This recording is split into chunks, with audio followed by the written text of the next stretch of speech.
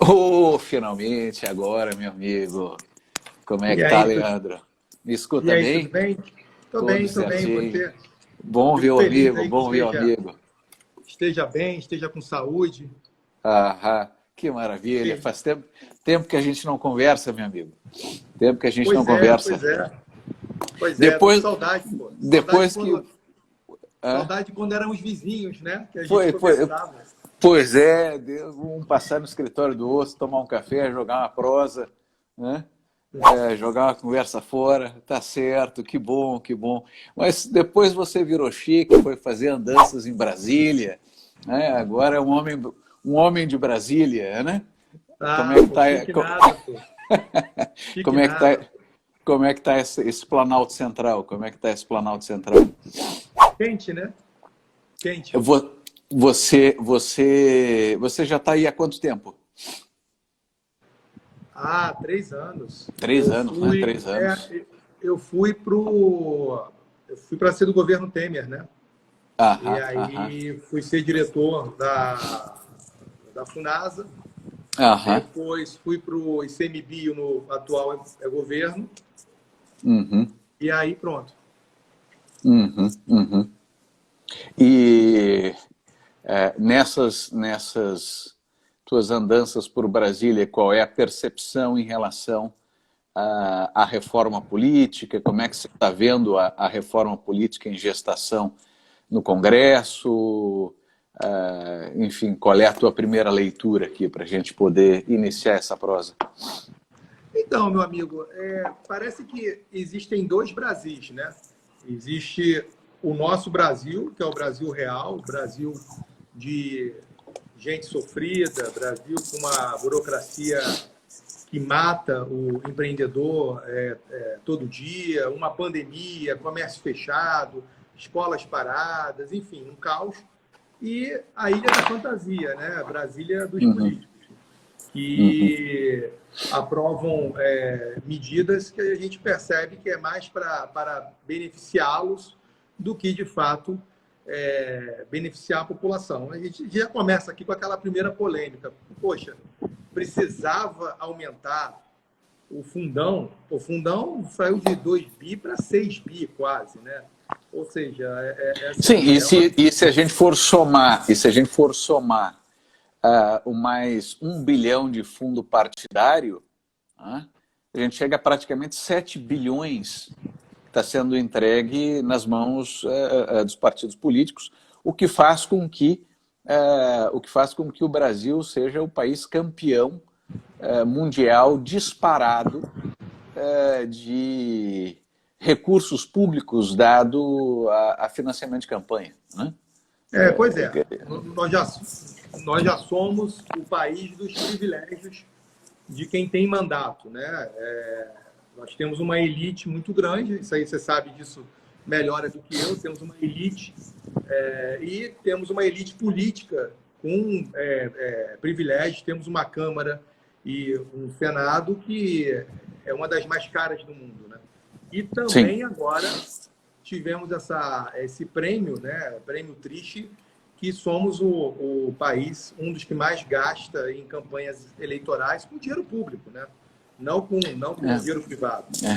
Não, na verdade, um dos que mais não, literalmente, eu tive dando uma olhada nos dados internacionais e o Brasil, depois desses 6 bilhões, é disparadíssimo o país que mais concede dinheiro público, até porque nenhum outro país no mundo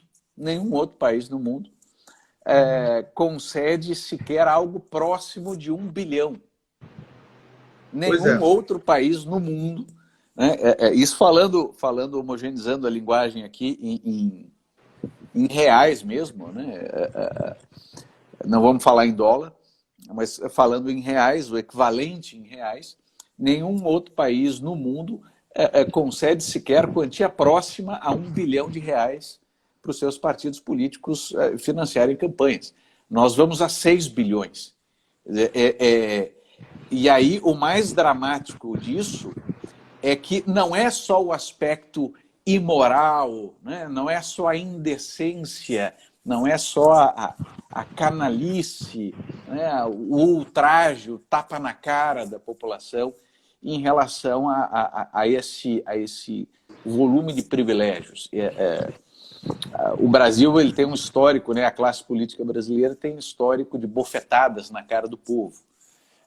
O grande problema é que com estes recursos nós vamos piorar ainda mais a nossa democracia, porque nós vamos desequilibrar ainda mais as campanhas políticas, porque o cacique político destina esse montante como ele quer, da forma que ele quer, privilegiando os candidatos que ele quer dentro da sua legenda e, consequentemente, concentrando ainda mais poder na mão de poucos e fazendo com que a taxa de renovação de candidatos caia ainda mais, porque só os amigos, né, do rei, só aqueles absolutamente próximos à cúpula partidária é que vão receber vultosas quantias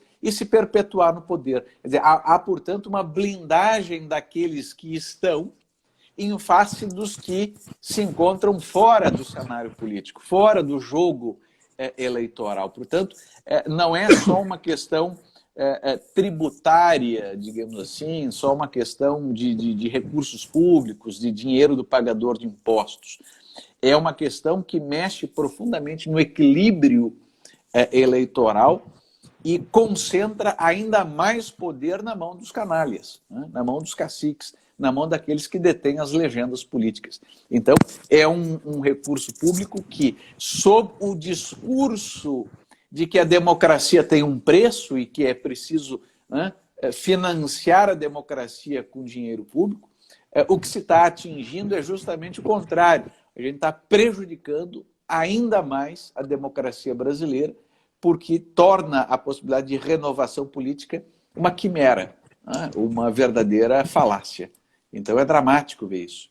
Mas, desculpe essa parte aqui, é que a coisa causa tanta indignação que a gente não consegue se conter. Mas vai lá.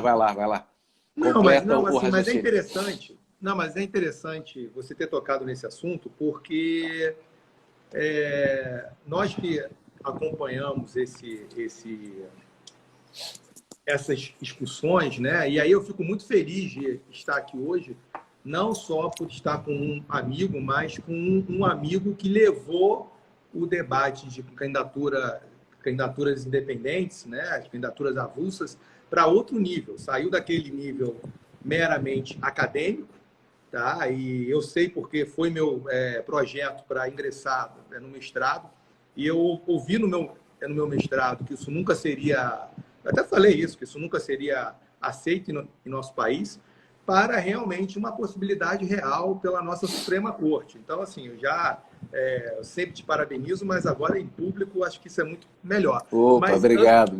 Mas antes de entrar nesse debate, olha só que interessante. Nós estamos falando de aproximadamente 7 bilhões de fundo partidário, né? E mais dinheiro para os partidos políticos. Eu não sei se você lembra, mas qual foi o argumento que a Suprema Corte, em resumo, né, fez com que o financiamento privado de campanha fosse declarado inconstitucional.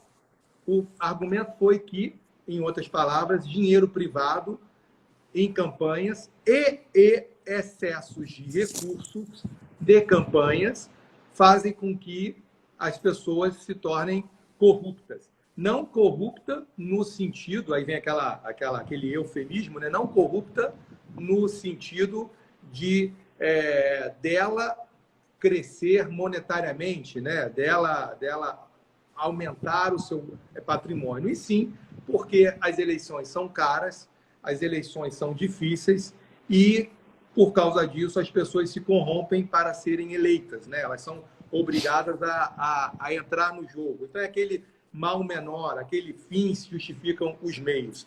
E veio a Lava Jato e mostrou o que com isso? Mostrou que não. Mostrou que as pessoas roubavam porque roubam. roubavam para ter dinheiro, roubavam para ter patrimônio. Tanto é que um mísero gerente, né? E aí nada contra aqui, sendo nada contra os gerentes, né? Mas só para vocês entenderem, devolveu milhões da Petrobras como forma de acordo, né? E como forma de delação. Então, ora, esse gerente, ele não disputou eleições. Então, por que ele tinha em suas contas, em paraísos fiscais, milhões de reais? Tinha porque ele se corrompeu. Tinha porque tínhamos temos uma engrenagem corrupta em nosso país, muito também por causa do gigantismo do nosso Estado. Nós temos centenas de autarquias e empresas públicas que muitas das vezes não servem para nada. Então, a Suprema Corte ela acaba com o financiamento privado de campanha, que, ao meu ver, é uma modalidade que faz com que você preste contas ao eleitor, porque é muito simples. Se eu vou bater na sua porta para pedir dinheiro, porque eu sou um candidato independente ou porque eu sou um candidato de algum partido, eu vou ter que prestar contas, eu vou ter que mostrar para você por que eu sou merecedor do seu recurso, né? E a gente passa a ter, de fato, aqui no nosso país, candidaturas, sejam independentes ou não, ideológicas, porque você só vai financiar alguém que pense como você, que tem a mesma visão de mundo, né, do que a sua. Você não vai financiar um adversário ideológico, você não vai financiar alguém que prega um mundo em que você desconhece e que você não concorda com esse mundo. Então, o que foi feito, né? Acabaram com esse financiamento privado, porque o privado que é corrupto, o público não. Criaram esse fundão para financiar os partidos, já que com aquela desculpa que a democracia ela é cara, a democracia ela é importante, mas ela não precisa ser cara, né? Caro se for naquele sentido ético da palavra. Ela é caro para a gente, né? É caro pela defesa das liberdades, não caro no sentido monetário da palavra, né? Então, eles utilizaram o sentido monetário, não o sentido das liberdades. Criam um fundão que a cada eleição esse fundo amplia mais. Ou seja, em vez de nós discutirmos o que realmente está errado no nosso sistema eleitoral, e nós temos muita coisa que nós poderíamos evoluir, não, a gente só discute aumento de dinheiro para partidos, para caciques, onde esses caciques eles vão escolher quem ali, quem eles entendem ser mais interessantes, né? Quem ali de fato faz parte daquela panela do amigo do rei, né? Os amigos do rei. Então, e infelizmente a candidatura independente, que é um tema importantíssimo, tá? Fica para a Suprema Corte decidir. O nosso parlamento, que deveria ser o local onde esse tema é um tema muito caro para a gente, mas especialmente para você, que teve a coragem, inclusive, de se candidatar independente, então, criando um excelente lead case aqui no nosso país, mas o nosso parlamento ele deixa para a Suprema Corte decidir e fica só preocupado com mais dinheiro para os partidos políticos. Dinheiro esse que, por exemplo, eu vi agora, atualização, os dois maiores partidos, PT e PSL, eles vão ter quase 1 bi e pouco. Sim, são cifras absolutamente gigantescas, né? Pois um partido com 500 milhões, ele não vai eleger uma bancada grande como? É impossível. Ele vai continuar elegendo bancadas gigantescas. Ou seja, o dinheiro ele se tornou aqui no nosso país mais importante do que as ideias, né? Aquele passado que nós tínhamos daquele candidato andar nas ruas, ir até o eleitor, convencê-lo, botar aquela banquinha, escrever artigos em jornais, como Lacerda fazia. Não tem mais. Agora é dinheiro, dinheiro, dinheiro, dinheiro. Quem tem dinheiro é eleito, quem não tem precisa aqui, de alguma forma, levar as suas ideias aos eleitores, né? E mesmo assim, se submeter às cúpulas partidárias. Cúpulas essas que muitas das vezes não tem nada a ver contigo ou com a sua vida, mas é aquele partido que te deu aquele espaço. E aí, só para finalizar, como, por exemplo, lá em Santa Catarina, o PSB, Partido Socialista Brasileiro, era presidido pelo filho do Borrausen. Pelo amor de Deus, Borrausen, socialista. Ou seja, o Brasil mostra que isso aí é uma piada que não dá para levar a sério, né? Então, Sim, no recurso que eu levo ao Supremo Tribunal Federal, lá eu coloquei um mapa, enfim, o tema, né, nós buscamos a candidatura em 2016, portanto, uma candidatura à prefeitura, e o recurso, até que ingressássemos com um recurso,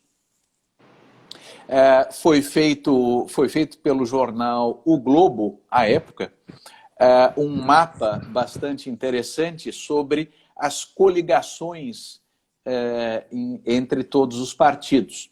Então, nesse mapa haviam várias bolas de diferentes tamanhos que representavam os partidos políticos, cada bola, portanto, com uma coloração e um tamanho, que significava, né, o número de parlamentares no Congresso, enfim, a importância da bancada desse partido político, e se estabeleciam ali, nesse mapa, os traços que demonstravam eventuais coligações no Brasil. E aí ficava muito nítido naquele respectivo mapa a coligação de todos com todos. Ou seja, dos 30 e poucos partidos políticos, você tinha naquele mapa só 2 partidos que não haviam feito maiores coligações, que na época era o Partido Novo, que era um partido nascente aquela época, ele tinha acabado de ser criado, e, se não me falha a memória, o PCO, que também não tinha ali coligações. De resto, todos os partidos, todos, literalmente todos, se coligando com todos, né? Porque em eleições municipais, nesses 5.000 e quase 5.500 municípios que temos, talvez até um pouco mais de 5.500 municípios, nas eleições municipais o partido não representa absolutamente nada. Não. E você vê DEM se coligando com o PCdoB, você vê PSC se coligando com PSTU, PSOL se coligando com PMDB, ou seja, qualquer coisa vale para ganhar a eleição. Qualquer coligação se faz válida para conseguir a manutenção do poder, né? A conquista e a manutenção do poder. Portanto, isso mostra que os partidos políticos perderam qualquer capacidade de formulação de políticas, qualquer capacidade de capitanear o debate político no país e se tornaram apenas cartórios privados, até porque a própria lei coloca que o partido político tem natureza privada, né? São cartórios privados que recebem esse oceano de dinheiro e que serve única e exclusivamente para controlar o acesso à vida pública por critérios inconfessáveis, critérios que não podem ser ditos à luz do dia, né? Essa que é a realidade. Então, quando você eleva a 6 bilhões de reais o fundo eleitoral, mais 1 bilhão de reais de fundo partidário, né? completando então aí 7 bilhões praticamente sem prestação de contas, essa que é a verdade, porque a prestação de contas é pífia, né? É pífia, uma prestação de contas absolutamente sem qualquer rigor. Né? Nós temos aí que a democracia brasileira ela é apenas um simulacro. Né? A democracia brasileira, na verdade, não existe. Você aperta teclas de 4 em 4 anos, num voto não auditável, né? E em candidatos que foram previamente filtrados por caciques políticos e que fazem, então, uma seleção de candidatos no qual você tem ali, na média, claro que existem honrosas exceções, mas na média, um rol de candidatos que lhe causa verdadeiro espanto, verdadeiro horror. Né? Volto a frisar, é claro que existem muitas exceções, você tem vários parlamentares dignos que conseguem furar esses bloqueios, ou seja, conseguem uma projeção de tal ordem que, por força própria, conseguem espaço nas legendas a despeito dos caciques políticos. Né? Você tem aí inúmeros exemplos, mas, na média, não é isso que acontece. Na média, são candidatos sofríveis, né? E, na média, candidatos que já aceitam a disputa mediante acordos, mediante conchavos, mediante acertos prévios. Né? O Rio de Janeiro que o diga, por exemplo, com Wilson Witzel, né? Tivemos aí, em um ano de governo, o sujeito sofre um impeachment porque chegou lá completamente podre, contaminado, já numa rede de corrupção de ordem dramática. Né? E por sinal, ser do executivo do Rio de Janeiro é muito perigoso, né? Sim. Eu não desejo isso para a minha vida, não. Alta periculosidade, né? Porque você vê que nós tivemos aí, depois de Marcelo Alencar, praticamente todo mundo preso. Né? Preso. Marcelo Alencar não foi preso, mas depois tivemos ali Garotinho preso, né? Rosinha preso, tivemos ali Cabral preso, Pezão preso, né? Moreira Franco preso, quer dizer, 1, 2, 3, 4, 5. 5 ex-governadores, de alguma maneira, e o Witzel em algum está momento, na porteira, preso. Né? Não, ele está na soleira da porta. Ele está na soleira da porta, de modo que é alta periculosidade, né? E isso só mostra o grau de contaminação que é a porta de entrada, que é a estrutura partidária da forma que está. Ou seja, os partidos políticos detentores de um monopólio, né? Por um lado, eles recebem, né, oceanos de dinheiro. Por outro, eles detêm um monopólio das candidaturas, porque são os caciques políticos que escolhem quem será e quem não será candidato, e isso se agrava quanto mais nas eleições majoritárias, quando a disputa é para prefeitos e governadores e presidência da República. Né? Então, são 30 e poucas caciques políticos ali, donos de partidos, né? Que decidem a vida de 210 milhões de brasileiros, com mão de ferro. Né? Com mão de ferro. E, portanto, é uma democracia de baixíssima qualidade e os dados oficiais revelam isso, porque o índice de renovação que nós temos no Congresso Nacional é um dos mais baixos do mundo. Sim. É um dos mais baixos do mundo. Quando nós vamos à Transparência Brasil, que coletou os dados, a Transparência Brasil mostra, através de análises comparativas, que a taxa de renovação no Brasil é ínfima. É ínfima. Ou seja, há uma perpetuação, portanto, de certos grupos e clãs que dominam a política brasileira há décadas. Por exemplo, às vezes, a renovação ela é meio fake, né? Porque eu lembro desse Congresso novo, que foi eleito, esse já do Bolsonaro, que eu li, olha, foram renovados X deputados. E aí, tudo bem, nós tivemos uma grande renovação muito por conta da eleição dele. Mas quando a gente olha, algumas renovações foram, saiu o pai, entrou o filho. Primeiro mandato do filho, renovou a família, né? Não renovou a política. Mas exatamente. Os jornais, né, Globo, Estadão, Folha, colocam como renovação. Sim, exatamente. Se é primeiro mandato, é renovação. Então, às vezes, ele foi deputado estadual, 10 mandatos, vira federal, renovou a política. E não renovou a política. Entendeu? Sim, exatamente. O nosso sistema é um sistema absolutamente calculado para não haver renovação. Isso. Não haver renovação.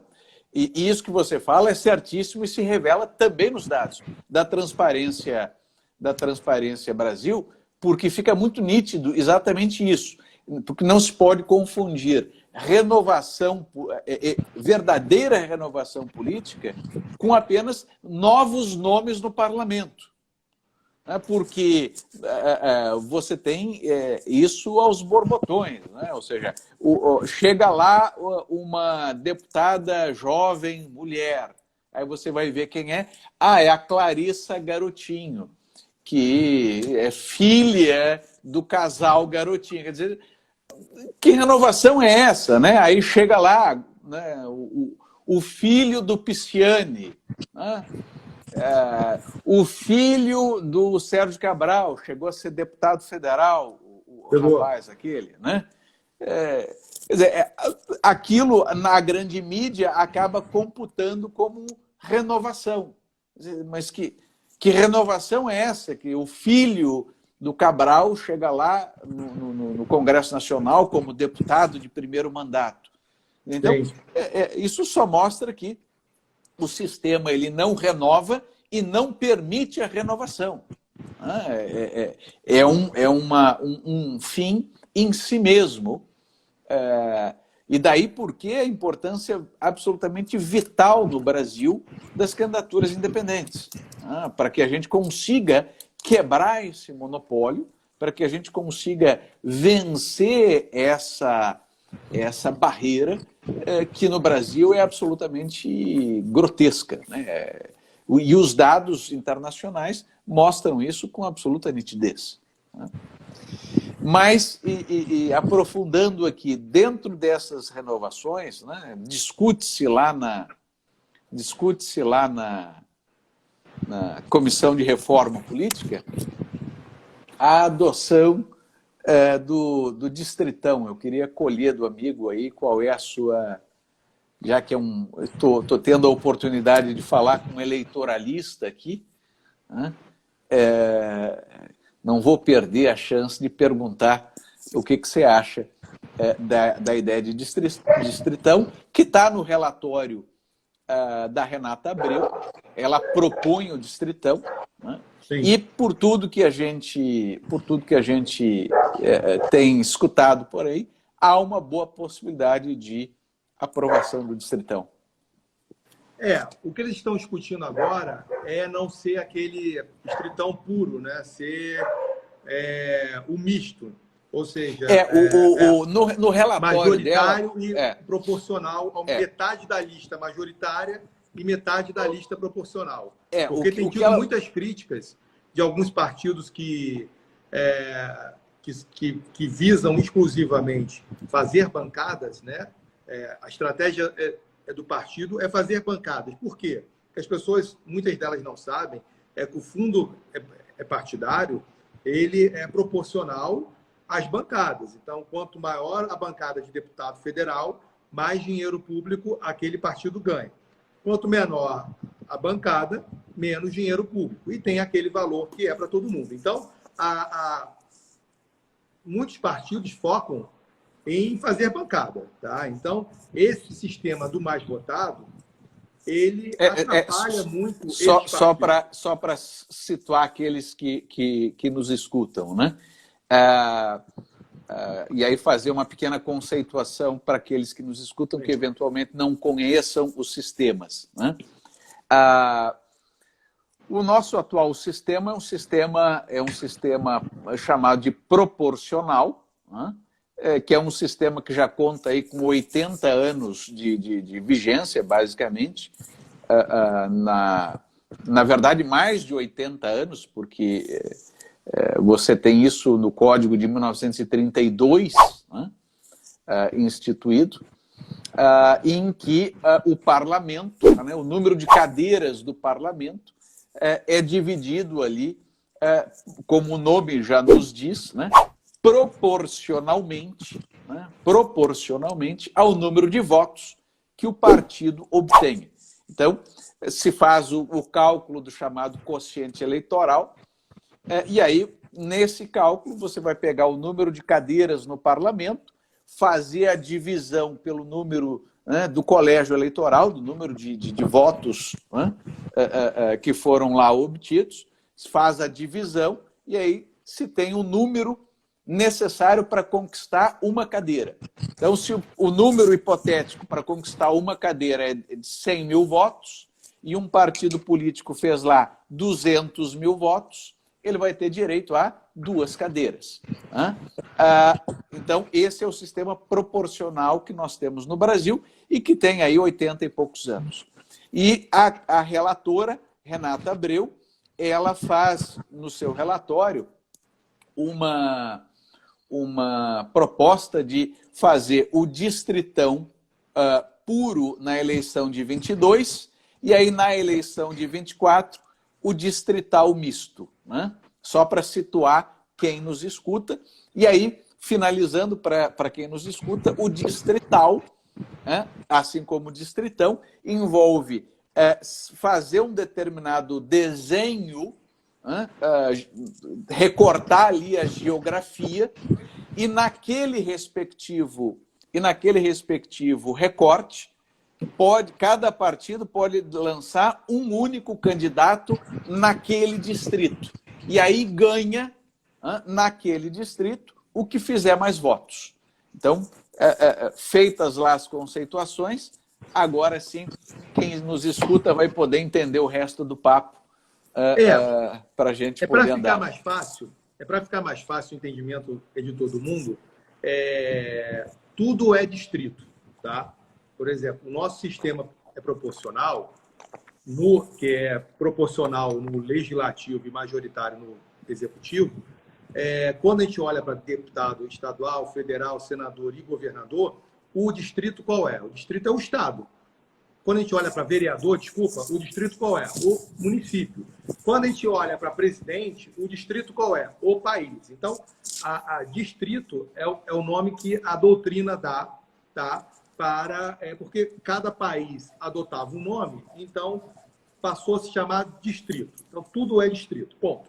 O distritão, por exemplo, tu pega um estado e você, em vez de ser um distrito só para os deputados, né, ou seja, no sistema proporcional, você pode, ou você pega um estado e os mais votados daquele estado são eleitos, você dispensa aqueles votos que são votos também de legenda, ou seja, um voto ajuda o outro. Não, é só os mais votados, o resto dos votos são dispensados.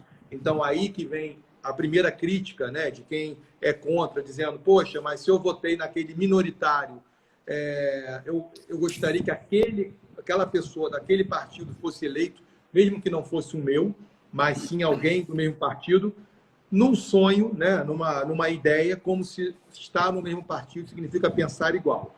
Então, é aquele pensamento de, poxa, se eu votei num cara do PT, ele teve 500 votos, mas pelo menos foi eleito alguém do PT que pensa igual ao meu candidato que teve 500 votos. Então, esse é o proporcional. Tá? O majoritário, nós vamos dividir por distritos e os mais votados serão eleitos.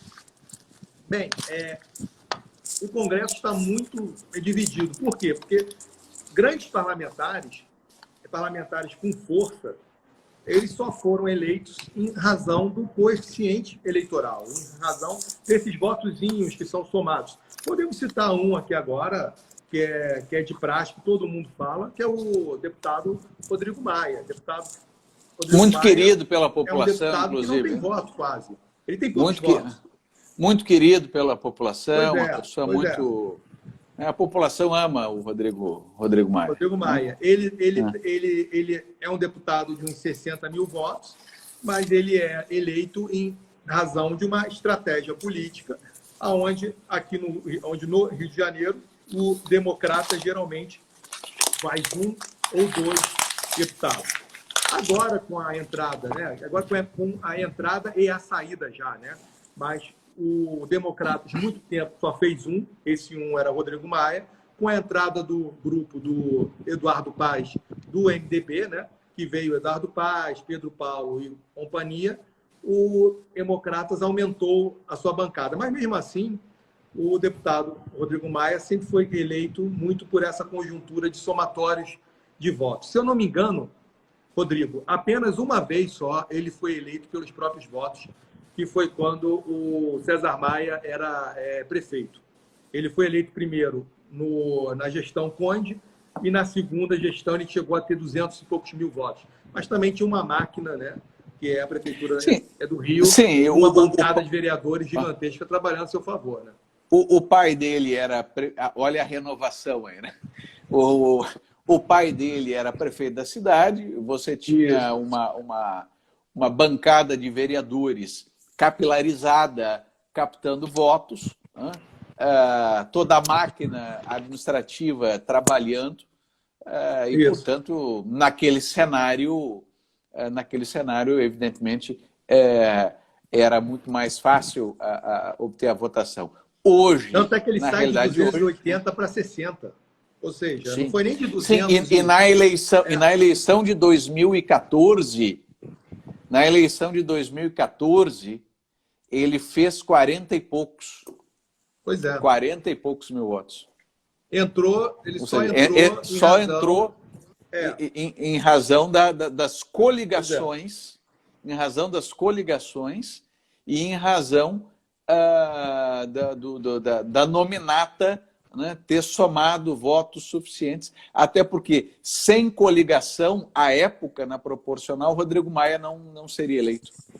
Pois é. Então, assim, os partidos mais de centro, né, os partidos que utilizam muito essa estratégia, muito com aquele viés de eleger grandes bancadas, estão muito preocupados porque esse sistema pode fazer com que as bancadas fiquem menores, né?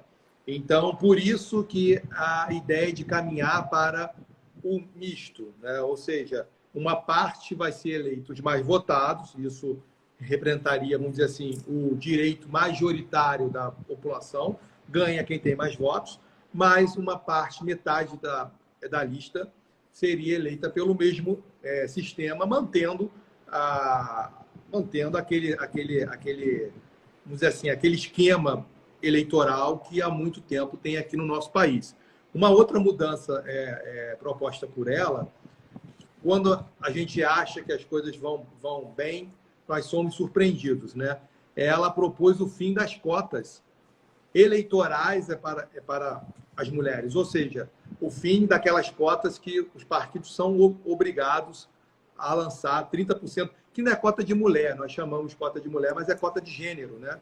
Só que, geralmente, os partidos lançam mais homens do que mulheres. Só que ela acaba com essa cota eleitoral, porém, introduz a cota parlamentar, ou seja, obrigatoriamente terão que ser eleitos X mulheres. Aí tem aqui ao longo dos anos isso vai aumentando, né?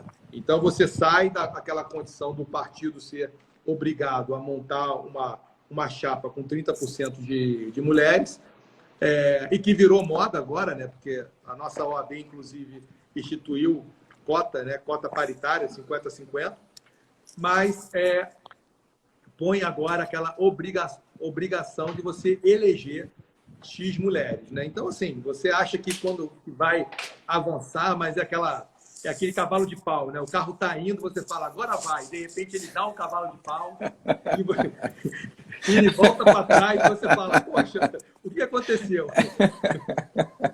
Não, não, e é realmente estapafúrdio, né? Bom, eu como alguém que preza a liberdade individual e raciocina sob um prisma liberal conservador, acho abominável qualquer política de cotas, né?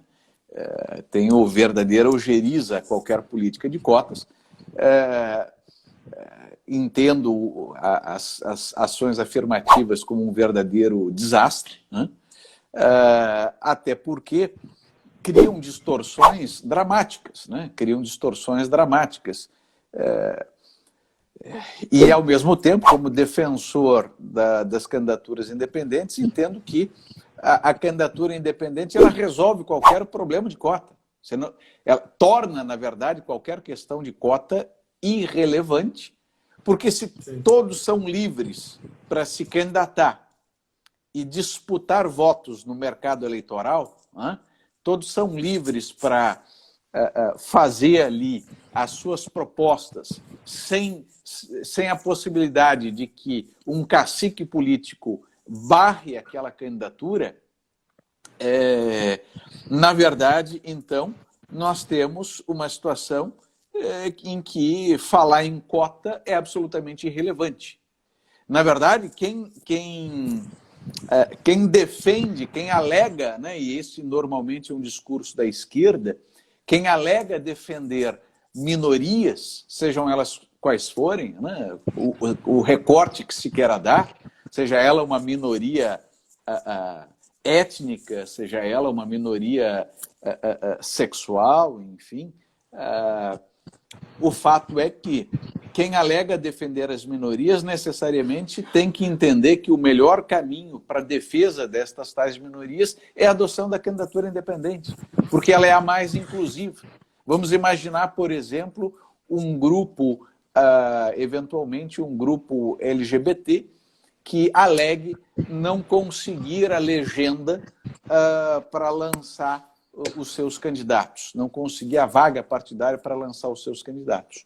Ao invés de reclamar cotas, o caminho mais fácil é a existência de uma candidatura independente, porque aí esse grupo vai escolher lá, bom, então, qual aqui vai ser o candidato? Fulano, Beltrano, Cicrano. E esse grupo apoia aquele que se lançou sem a interferência de nenhum cacique político, sem o filtro de nenhum partido, e dispute voto no mercado de ideias, apresentando propostas, apresentando projetos, tentando convencer as pessoas, ou seja, a livre concorrência de ideias em busca dos votos do eleitorado. E aí qualquer discussão de cotas, ela é despicenda, ela é desnecessária, até porque é uma questão de um artificialismo impressionante. E se cria um desequilíbrio entre homens e mulheres, ou seja lá, qualquer recorte que se queira dar. Quem é soberano é o eleitor. E se o eleitor quer votar num homem branco heterossexual, que vote. Se ele quer votar numa mulher da comunidade LGBT, que vote. Ou seja, não é previamente a lei desequilibrando e reservando espaços, porque, na verdade, essa lei está fazendo o quê? Ela está se sobrepondo à soberania do eleitor. E deve chegar ao parlamento quem o eleitor quer, e não quem as cotas, eventualmente, permitam que se chegue. Então, de qualquer maneira, o relatório é um desastre nesse sentido, né? na minha percepção, porque a candidatura independente ela resolve essa temática, né? De modo muito mais interessante.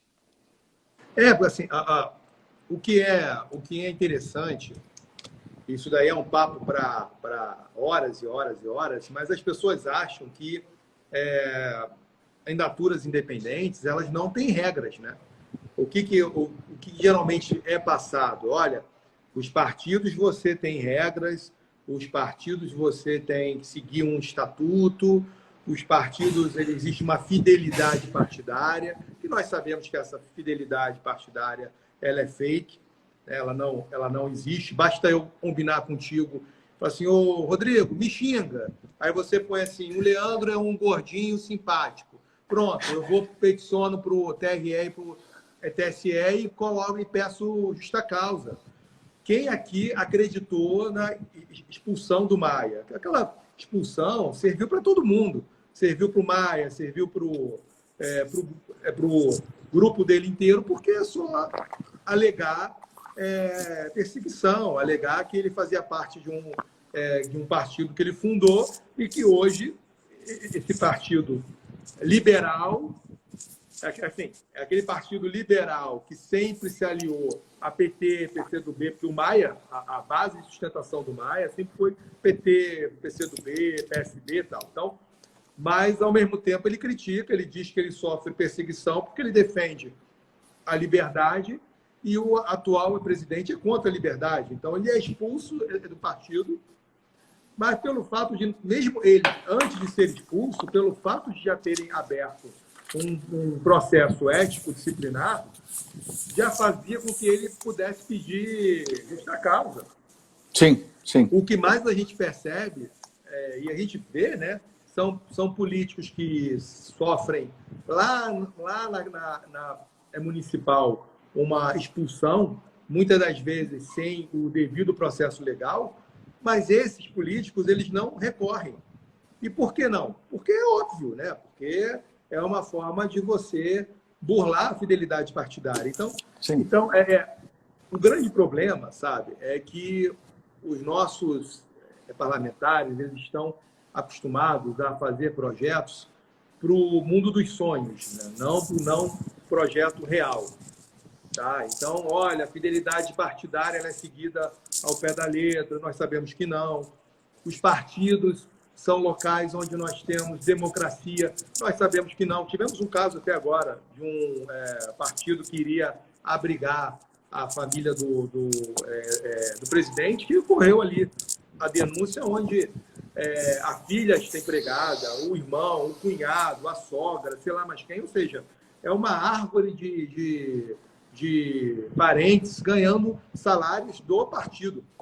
Dinheiro esse que é público, porque são esses recursos que alimentam os partidos políticos, porque a democracia é cara, abrindo aspas aqui. Né? Então, é cara mesmo. É cara para o bolso do contribuinte, é cara para todos nós aqui, que nós não podemos escolher aquele que a gente, de fato, quer votar. Porque, eu vou ser bem sincero, imagina só, o amigo se candidata pelo DEM e, na minha mente, na minha concepção, eu que quero ser seu eleitor, saber que eu vou eleger, por exemplo, o Rodrigo Maia. Ou vou mais além, alguém que, sei lá, se filia ao PSD e eu vou votar nele e fico sabendo que eu posso votar no Freixo ou algo assim do tipo. Então, isso é muito difícil. Isso faz com que quem é um pouco mais crítico acabe não querendo mais votar. Porque a gente fica preso numa ditadura e se não tem muitas condições então, ali. Nesse cenário, eu posso entender que você seria favorável ao voto distrital, é isso? Ou distritão, pelo menos? Sou. O ponto de vista eu entendo que a gente não pode ter uma ditadura das minorias, tá? Até porque a maioria virou maioria ao longo de um processo histórico. Ninguém vira maioria de uma hora para outra. E te digo mais, quando eu olho, por exemplo, cota para mulheres no parlamento, me assusta quando eu olho, por exemplo, e vejo que as mulheres hoje são as grandes, por exemplo, são as grandes universitárias. Hoje os cursos todos têm mais mulheres do que homens. Concurso público tem mais mulher do que homem. Então, nós já estamos tendo uma mudança.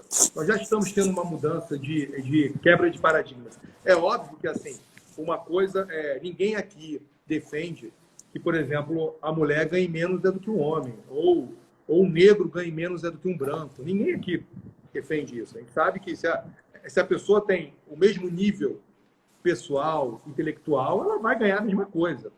Isso não importa o gênero dela. Agora, quando a gente coloca a cota, a gente aponta a cota, ou a gente coloca uma ditadura da minoria. Eu vou dar um exemplo aqui que fica mais clássico, fica mais claro para as pessoas. O PCdoB, ele tem mais de 82 anos.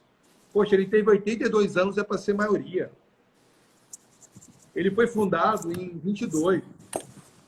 Lá, aí no Rio, em Niterói. Então, em Niterói. Ele teve 80 anos. Cruzando Bahia de Guanabara aqui, foi fundado lá. Ele teve 80 anos, é para ser maioria. Eles foram governo. Eles foram governo do Rio com Benedita, quando o garotinho se candidata a presidente e deixa o PT, que tinha a vice, e eles ocuparam postos importantes no governo federal. Então, assim, se esse partido não conseguiu ser maioria até hoje, poxa, obrigar que a população aceite, que ganhe no voto.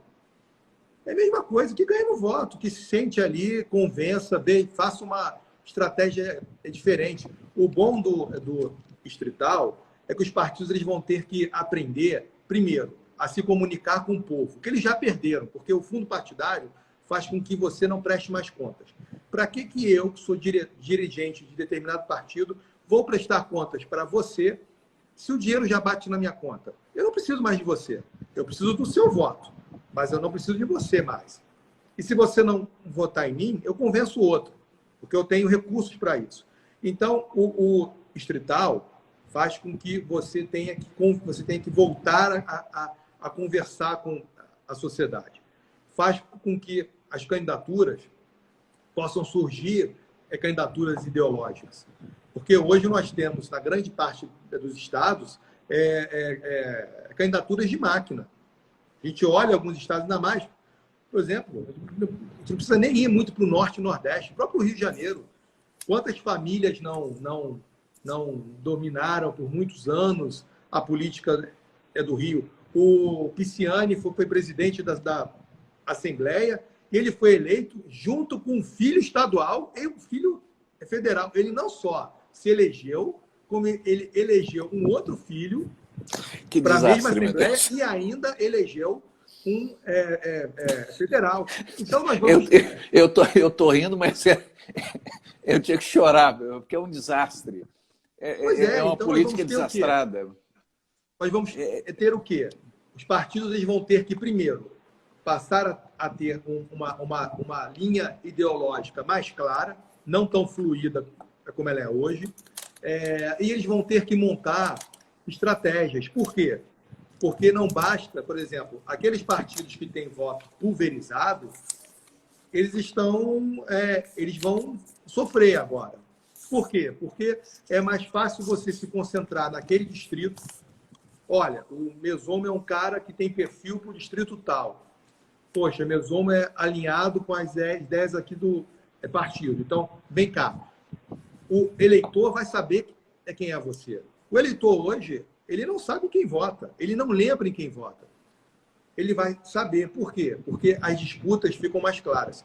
E dependendo da forma que seja esse distrital, tá? Ele pode ser, inclusive, de 2 turnos. Ou seja, se aquele partido não alcançar no sistema majoritário os 50%, teria um segundo turno entre os 2 mais votados. Então, em outras palavras, nós ali teríamos muito mais democracia, entendeu? Nós deixaríamos de lançar aqueles deputados, aqueles candidatos palhaços, candidatos celebridades, candidatos sei lá o quê, porque o que o partido quer com isso é o voto deles. Então, o cara vai lá, candidato em 2 milhões de votos. Quantas pessoas ele não coloca naquele cabide daqueles 2 milhões? Quantos não são eleitos por causa daqueles 2 milhões de votos? Então, assim, isso é muito complexo para que a gente, de fato, avance como democracia, né? Abrindo espaço. Porque ali é aquela coisa.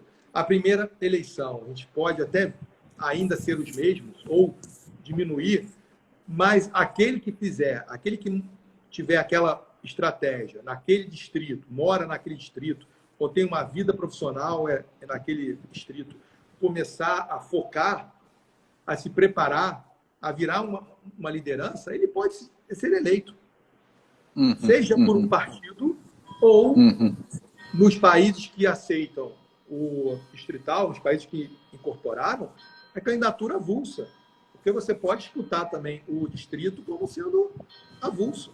Isso não atrapalha em nada, isso até ajuda, isso até melhora. Fica mais fácil para o eleitor entender isso e saber votar, entendeu? A votação fica mais fácil. Mais barata, tá? Eu particularmente, tenho uma visão um pouquinho distinta,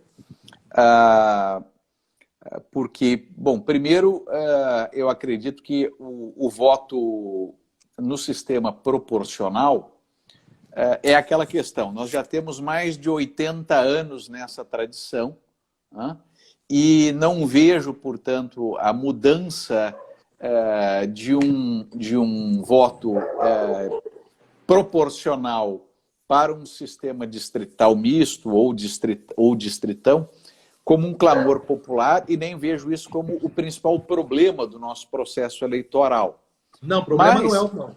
Mas, a despeito disso, em certo sentido, e já que a minha luta é a luta pela candidatura independente, tenho que reconhecer que, adotado o voto, adotado o distritão, isso, em primeiro lugar, isso acaba com a complexidade da discussão do quociente eleitoral. Portanto, nós ficamos mais próximos da candidatura independente, porque uma das oposições que é feita à candidatura independente é sempre a discussão sobre o quociente eleitoral. Ah, mas o quociente eleitoral, como é que vai fazer com o independente? Então, quando se adota o modelo distrital, ganha quem fizer mais votos no distrito. Portanto, se aquele que fizer mais votos venha a ser um candidato independente, é ele que leva. Ou seja, reduz a complexidade do sistema neste sentido. E, ao mesmo tempo, aquela discussão de que não, porque o voto proporcional fortalece o partido. Ora, se o próprio Congresso adotar o modelo distrital, o próprio Congresso está dizendo, está mandando o recado de que o partido não é importante. O importante é o candidato. Porque se são eleitos aqueles que fazem mais votos, independente da legenda, ora, o que importa é o candidato e não o partido político. O que significa dizer, então, que nós, tecnicamente, nos aproximamos mais da candidatura independente. E uma última pergunta aqui, já que estamos avançando para quase uma hora de prosa, quando o papo é bom a gente nem sente.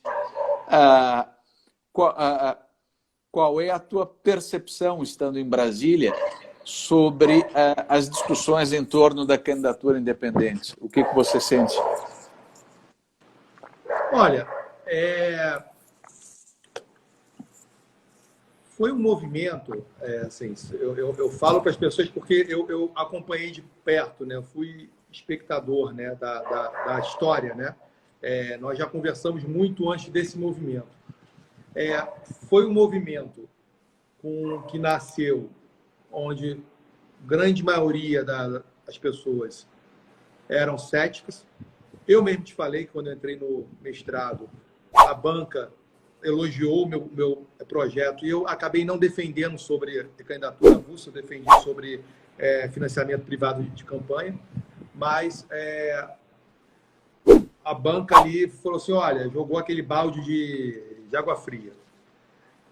É claro que, assim, sempre que alguns players são apontados como solução da pátria, geralmente a candidatura independente ela entra com força. Quando, por exemplo, disseram que o Luciano Huck era a pessoa que poderia vencer o Lula e o Bolsonaro por uma terceira via. O grande problema ali era achar um partido político para ele. Então, ganhou força o debate sobre a candidatura avulsa, né? Já que os partidos, já que ele não conseguia, vamos dizer assim, se entender com determinados partidos, e eram vários convites ali. Então, nós tivemos esse movimento na época também com a Marina Silva, quando ela era uma força e uma, vamos dizer assim, esperança, né? Não muito para mim, né? Mas a sociedade olhava ela como sendo uma grande esperança. Ela chegou a ter 20 milhões de votos, isso é muito voto. Depois ela caiu para 1. Então, muito por causa da postura dela de só aparecer a cada 4 anos, mas num momento que ela antes de ter a rede, ela foi obrigada a se filiar ao PSB, e ali também surgiu com muita força a crítica do país não ter uma candidatura avulsa, né? Depois tivemos a trágica morte do Eduardo, né? E ela assume, Eduardo Campos, ela assume a candidatura de presidente, fazendo crítica a esse sistema, né? Depois ela fundou a rede, aí ficou, tudo bem, né? A gente faz crítica quando é ruim para a gente, né? Quando fica muito bom, a gente esquece as críticas e toca a vida. Mas eu vejo ganhando força, né? Que ainda é um trabalho de formiguinha, mas como né, você deixou claro, o Estritão ele se aproxima dessa tese. Porque se você vai votar no mais votado, se você elege o mais votado, significa dizer que o partido político, ele em tese não tem tanta importância ou não tem mais a importância que ele tinha, tá? Claro que você pode votar por uma questão partidária, ok? A gente sabe que alguns partidos fazem isso, sabe que pode-se votar por uma questão pessoal, mas, em outras palavras, mostra que o partido não é o único abrigo. E há uma autoafirmação que você, por uma questão até óbvia, mas que o parlamento costuma a não falar muito óbvio, né? Que você vota na pessoa, você não vota tanto no partido. Tanto é que, por exemplo, o Bolsonaro mesmo, a discussão de que partido ele vai ou não vai é irrelevante para os eleitores. Para os eleitores do PT, eles são mais lulistas hoje do que petistas. Então, se o Lula chegar amanhã e falar, eu vou me candidatar pelo partido X, ele vai ter uma quantidade imensa de votos, porque as pessoas votam nele, não votam no partido dele. Inclusive, muita gente acha que o PT cometeu os atos que cometeu, mas o Lula não, como se fossem duas pessoas diferentes, né? Então é isso, ou seja, é o personalismo da nossa política. Então isso reforça como o Lula diz, é o homem mais honesto do Brasil, né? Pois é, isso reforça a tese o quê? Que você pode votar na pessoa e não no partido. Claro que a gente, muita gente da ciência política, do eleitoral, eles defendem a importância do partido político. Mas, como nós defendemos a liberdade, eu creio, tá? E não é nem eu acho, não, eu creio que nós deveríamos dar liberdade para a pessoa escolher, já que a democracia ela é cara para todos nós. Ou seja, ou ela vai para um partido político, vai ter uma vida política, vai ter uma vida partidária e se candidata, ou ela se candidata livremente, tá? Por entender que nenhum partido, de fato, ali a representa naquele momento ou naquela quadratura histórica, né? Então, não vejo por que a gente barrar um movimento que não é tupiniquim. Sem dúvida, sem dúvida. A maioria esmagadora das grandes democracias permitem a candidatura independente. E eu acho que agora, meu caro amigo, não é mais se teremos candidatura independente. Acho que agora a pergunta é quando teremos candidatura independente. Vamos avante, vamos avante. Meu nobre, já passamos de 1 hora aqui, eu queria te agradecer imensamente a ter aceitado meu convite, estava com saudade do amigo, queria poder te dar um abraço.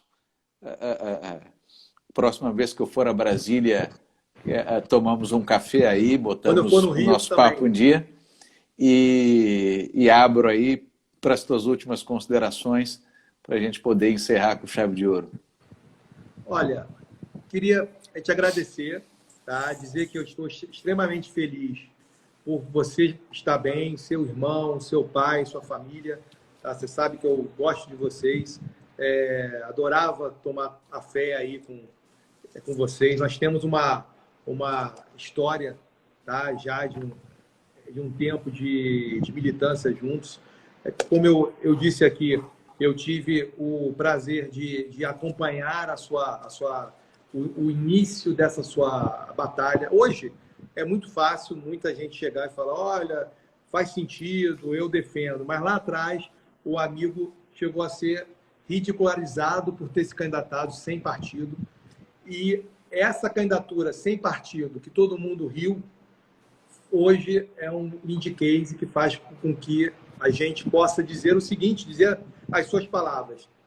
Não é mais se isso vai ocorrer, mas quando isso vai ocorrer. Então, eu quero aqui te parabenizar pela sua história, pela sua luta. Você sabe que eu sou seu fã, assim, sou seu amigo e fã. Estou contigo. Obrigado, aí do teu lado aí. Sabe que eu defendo a candidatura avulsa, mas eu defendo e defendo ainda mais porque eu sei que a defesa está em excelentes mãos. Então, parabéns. Eu desejo que você e sua família tenham muita sorte, sucesso e saúde. Forte abraço, meu Nobel. Obrigado pelas palavras. Grande abraço. Abraço, hein? Tchau. Tchau, tchau.